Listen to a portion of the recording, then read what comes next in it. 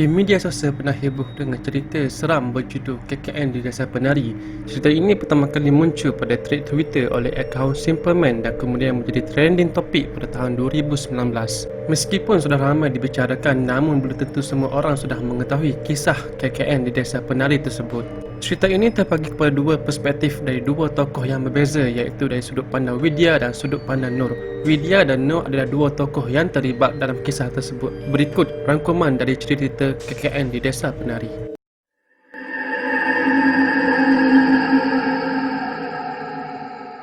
Cerita bermula dari sekelompok mahasiswa iaitu Nur, Widya, Ayu, Bima, Wahyu dan Antun yang melakukan kegiatan KKN atau dipanggil sebagai kerja kuliah nyata selama 6 minggu pada akhir tahun 2009. Ayu telah menemukan lokasi di mana mereka akan melakukan KKN iaitu di sebuah desa di hutan alias D yang terletak di Kota B, daerah Jawa Timur. Menurut Ayu, desa tersebut sangat sesuai dan juga kebetulan abang Ayu, Ilham, kenal dengan ketua kampung iaitu Pak Prabu. Ayu dan Nur ditemani Ilham ke lokasi terlebih dahulu untuk membuat pemerhatian ke tempat KKN dengan perjalanan dari Kota J ke Kota B memakan waktu 4 hingga 6 jam.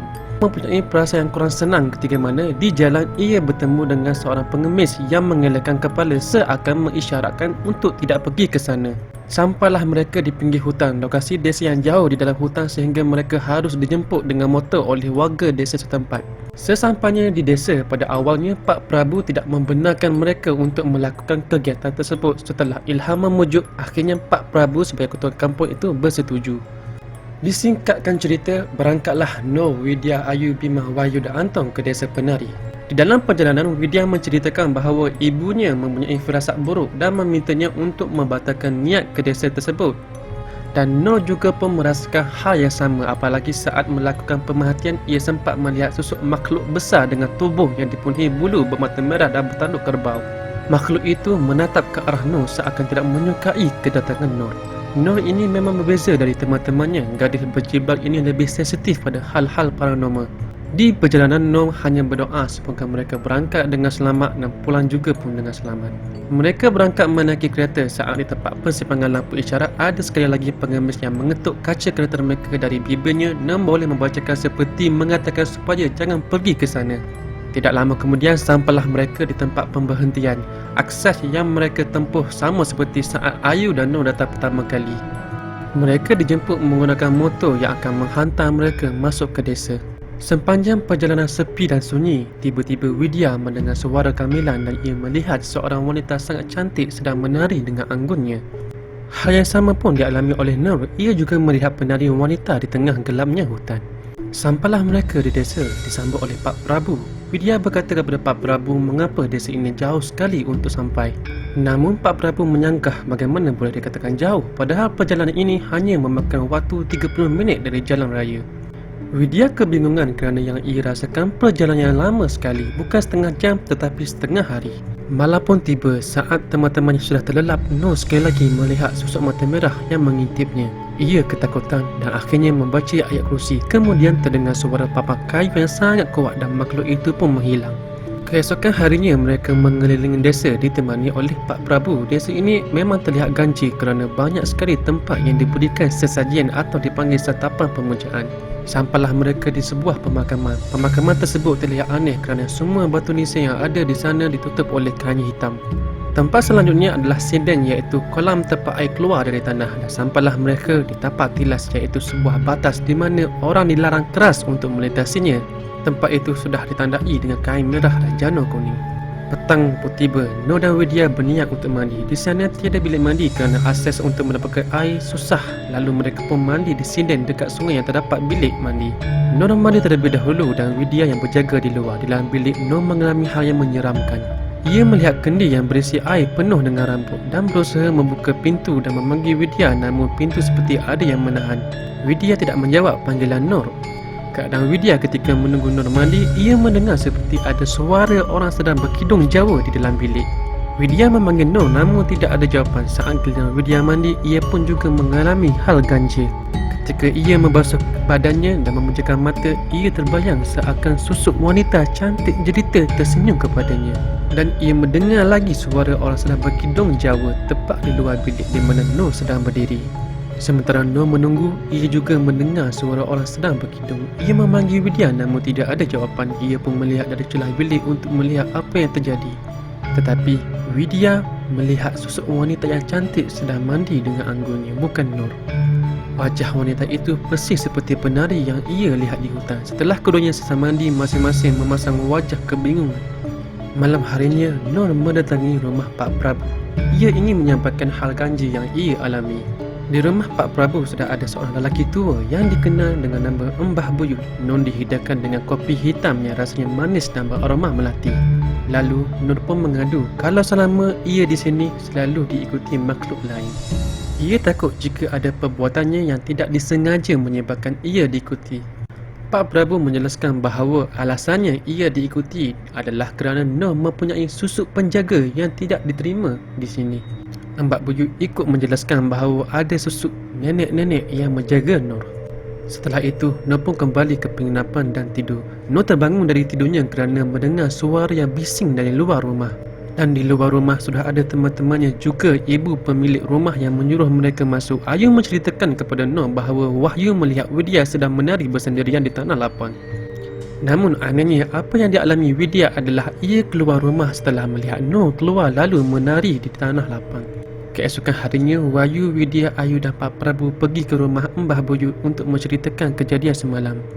Akhirnya, Pak Prabu memberitahu bahawa Widya ada yang sedang mengikutinya. Wahyu bercerita kepada Widya bahawa ia sering melihat Bima keluar dari bilik pada malam hari.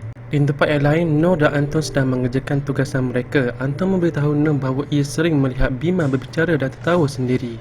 Yang anehnya, Bima sering membawa sejajan pulang dan diletakkan di bawah katil, dan di atas sejajan itu Anton menemukan adanya foto Widya. Anton curiga kalau Bima ingin membuat perkara tidak baik kepada Widya, dan lebih mengerikan lagi, Anton juga sering mendengar suara perempuan. Namun tidak ada satu pun perempuan yang keluar dari biliknya. Nur pun memarahi kepada Anton seperti memfitnah Bima kerana Nur dan Bima memang sudah berkawan sejak mereka di pondok. Nur tahu sifat Bima yang kuat agama, tidak mungkinlah melakukan hal semacam itu. Anton pun mengajak Nur ke bilik untuk membuktikan kata-katanya, dan benarlah apa yang dikatakan oleh Anton. Dan saat mereka berdua berada di bilik, tiba-tiba ada ular berwarna hijau yang keluar dari almari lalu lenyap melewati jendela. Keesokan harinya, Nur merasa ingin tahu mengapa tempat tapak tilas itu seolah dikeramatkan. Ia pun nekat pergi melewati batas tapak tilas dengan berjalan ke dalam hutan. Kemudian ia menemukan bangunan mirip bala lesa beratap khas Jawa. Bangunan itu terbengkalai dan terdapat banyak gamilan. Di belakang bangunan itu ada sebuah gubuk. Lalu tiba-tiba ia bertemu dengan Bima dan Ayu. Mereka pun terkejut melihat Nur. Nur terjenggang dan marah mengetahui Bima dan Ayu melakukan hal yang terlarang. Sudah 2 kali Bima dan Ayu melakukan itu, sementara itu di lain tempat. Widya dan Wahyu pergi ke kota untuk membeli keperluan mereka dengan menaiki motor milik Pak Prabu. Setelah selesai berbelanja dan kembali ke desa, di perjalanan Wahyu bergurau dengan menyatakan bagaimana kalau nanti motor mereka rosak. Dan tidak lama kemudian motornya betul-betul rosak. Mereka pun terpaksa berjalan kaki dengan Wahyu menolak motor. Widya kesal mengapa Wahyu mengatakan satu hal yang buruk yang belum terjadi. Entah berapa lama mereka jalan, tiba-tiba mereka mendengar suara yang aneh. Semakin mereka jauh melangkah, suara itu semakin kuat sampailah dilihatnya ada jadu kuning. Mereka seperti berada di sebuah perkampungan yang sedang mengadakan pesta. Lalu tiba-tiba mereka didatangi oleh seorang lelaki tua yang ingin menolong mereka. Sambil lelaki tua itu membaki motor, ia memberikan mereka makanan. Sesuatu yang sangat ramai dan ada penari yang sangat cantik sekali sedang menari, di mana wajah penari sangat familiar bagi Widya. Setelah motornya selesai diperbaiki, lelaki tua tadi juga memberikan mereka bungkusan makanan. Mereka pun pulang dengan mengucapkan terima kasih. Sampai di penginapan, Wahyu dengan bersemangat bercerita apa yang mereka alami. Namun Bima menyangka bahawa tidak ada desa lain selain desa ini. Untuk membuktikan ucapannya, Wahyu mengeluarkan bungkusan makanan tadi. Ketika ia dibuka, ternyata bungkusan itu berisi kepala monyet yang darahnya masih segar dan berlendir. Setelah semuanya tidur, Nur teringat percakapan antara Bima dan Ayu tak sengaja pernah ia dengar, iaitu Bima menanyakan apakah mahkota sudah diberikan kepada Widya atau belum. Nur mempunyai perasaan ingin tahu. Nur pun diam-diam menggeledah beg milik Ayu. Ia mencium aroma wangi dan ia temukan adalah celana hijau yang dipakai oleh penari yang pernah ia lihat. Lalu tiba-tiba Widya mendatanginya mengatakan jangan diteruskan. Saat Widya bicara, Nur heran kerana Widya menggunakan bahasa Jawa halus. Suara itu bukan seperti suara Widya, dan kalimat terakhir yang keluar dari mulut Widya adalah ia menjamin Nur boleh pulang dengan selamat. Esokan harinya, Nur menemui Bima memaksa Bima untuk menceritakan semuanya. Bima akhirnya mengakui bahawa ia telah bertemu dengan seorang wanita cantik. Wanita cantik itu bernama Badaruhi yang mengaku boleh menolongnya agar Widya menyukainya. Wanita itu memberikan mahkota putih yang ada di lengannya, lalu Bima memberikan kepada Ayu agar diletak ke tempat Widya. Setelah Nur mendengar ucapan Bima, ia diam-diam menggeledah beg Widya dan ia pun menemukan perhiasan putih melika. Mungkin inilah mahkota yang Bima maksudkan. Dan Nur mengambil selendar hijau dan mahkota tersebut dan menyimpannya ke dalam kotak kecil, dan di dalamnya ditaruh kitab suci, kemudian dibungkus dengan kain putih. Lalu Nur pun menemui Ayu dan memarahinya mengapakah ia boleh melakukan benda seperti itu kepada Widya. Lalu Ayu pun mengatakan ada seseorang yang menyuruhnya menaruh benda itu, sebagai gantinya ia diberi selendang agar Bima menyukainya. Sampailah klimaks cerita di mana Widya melihat Bima keluar pada waktu malam. Widya pun mengikutinya. Bima berjalan ke arah tapak tilas jalan yang jauh. Ia diikuti sampailah ia mendengar suara berkidung dan gamilan. Ia juga mencium aroma melati. Widya melihat ada sebuah bangunan seperti balai desa dan di belakang bangunan itu ada gubuk. Di dalam gubuk itu, ia mendengar suara Bima dan suara perempuan sedang berdesah. Kemudian Widya melihat Bima sedang berendam di dalam kolam dengan dikelilingi ular besar yang banyak. Bima pun melihat ke arah Widya. Widya pun lari, lalu ia melihat seorang wanita sedang menari, iaitu Ayu. Dengan mata yang sembab seperti orang menangis, Ayu tidak berkata apapun, namun ekspresinya mengisyaratkan Widya untuk segera pulang. Widya pun langsung pergi sambil menangis. Ia bertemu seekor anjing hitam yang seolah-olah membantunya untuk mencari jalan pulang. Akhirnya Widya berhasil kembali pulang dan para warga desa bergegas ke arah Widya. Ternyata dirinya telah hilang selama sehari semalam. Di malam yang sama, saat Nur tidur, ia terbangun dan melihat Ayu sudah terkaku tambah Widya yang hilang. Lalu dipanggilkannya Pak Prabu. Nur pun menunjukkan benda aneh yang ia simpan di dalam kotak kecil tadi. Kemudian Pak Prabu memanggil Embah Buyut. Embah Buyut memberitahu bahawa temannya sudah terjebak dalam pusara, hanya raganya yang sudah kembali, jiwanya belum kembali. Dan yang lebih berbahaya adalah Widya, di mana jiwa dan raganya masih terjebak. Widya diburu oleh Badaruhi kerana menginginkan Widya memiliki gelang itu untuk dijadikan sebagai penari. Saat Widya kembali, di penginapan sudah banyak orang duduk mengelilingi dua tubuh yang tertutup selimut terikat kain putih seperti orang yang sudah meninggal. Widya tergamam melihat dua orang itu adalah Ayu dan Bima.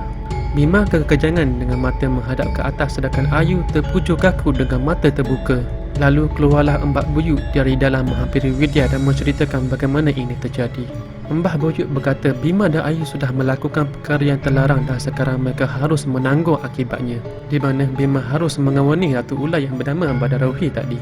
Ular-ular yang Widya lihat saat mengintai Bima adalah anak Bima, sekali melahirkan boleh ribuan ular, sedangkan Ayu harus menggantinya tugas Badaruhi menari. Ayu harus menari mengelilingi hutan ini sebagai hadiah kepada sang penunggu. Pak Prabu sudah memberitahukan masalah ini kepada pihak kampus dan keluarga Ayu dan Bima, dan mereka pun segera dijemput pulang. Keluarga Ayu dan Bima tidak menerima anaknya menjadi seperti itu dan membawa mereka pulang. Keluarga Bima tak berhenti mengadakan doa selamat dan selama 3 bulan dirawat. Bima akhirnya meninggal. Di malam ia meninggal, Bima sempat berteriak meminta tolong dan berkatakan ular. Dan selang beberapa hari, Ayu juga turut meninggal setelah Bima meninggal dunia. Jika anda mahu konten seperti ini lagi, sila share, like dan subscribe supaya kami lebih bersemangat untuk memuat naik video yang seterusnya. Dan jika ada sebarang komen dan pendapat, sila muat di ruangan komen di bawah. Jumpa lagi guys. Assalamualaikum.